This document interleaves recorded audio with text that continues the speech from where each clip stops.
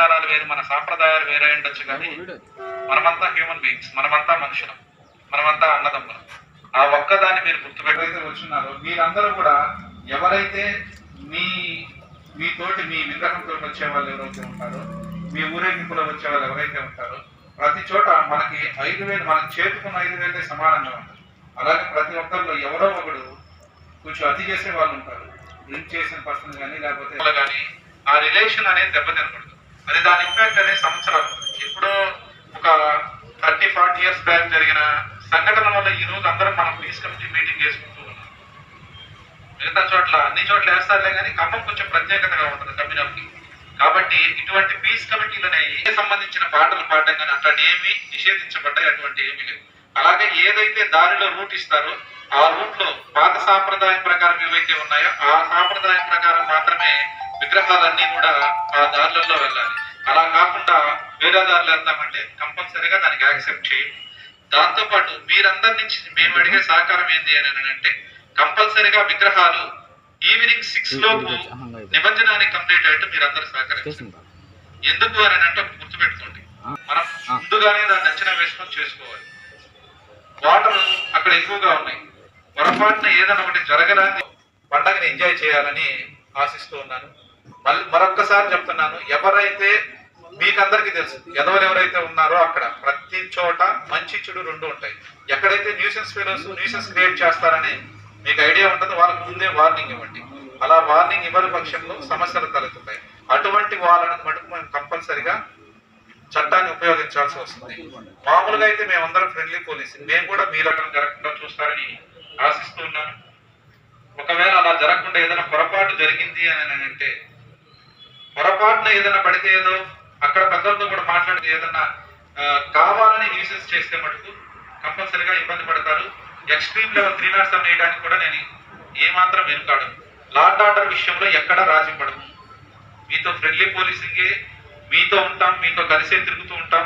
కావాలంటే మీ దగ్గరకు వచ్చి మీతో విషయంలో కూడా పాల్గొంటాం, అన్ని చేస్తాం. కానీ లా అండ్ ఆర్డర్ ఇష్యూకి వచ్చి ఇబ్బంది కలిగిస్తామంటే ఎట్టి పరిస్థితుల్లో యాక్సెప్ట్ చేయరు.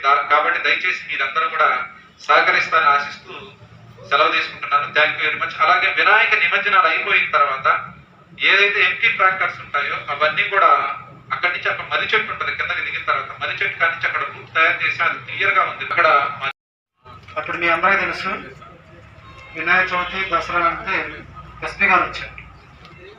మీకు అందరికి ఐడియా. ఎస్పీ గారు లెవెల్లో వచ్చి ఇక్కడ మీటింగ్ పెట్టాను. అది రాను తగ్గిపోతా వచ్చింది. నేను అనుకోవడం, నేను ఎస్ఐగా ఉన్నప్పుడు ఎస్పీ గారు వచ్చారు, సిఐ గారు వచ్చి ఎస్పీ గారు లేదు. కొంచెం ముందుకు వచ్చినాక ఇది కూడా జరగకూడదని నేను కోరుకుంటున్నాను. అంటే ఇది కూడా జరగకుండా మిగతా వీళ్ళు బీపేటలో పెట్టట్లేదు, గిద్దెలలో పెట్టట్లేదు, మార్కం పెద్దలు వాడిని మీరే తిట్టి మీరే పక్క తీసుకెళ్తే అంత సింపుల్గా అయిపోతుంది. వినాయక చవితి అనేది హిందువులకి మొదటి పండుగ. విఘ్నాలని తప్పించేవాడు అంటే మొదటిగా జరిగేది ఈ సంవత్సరం అంతా బాగా కలిసి రావాలని చేసుకునే పండుగ.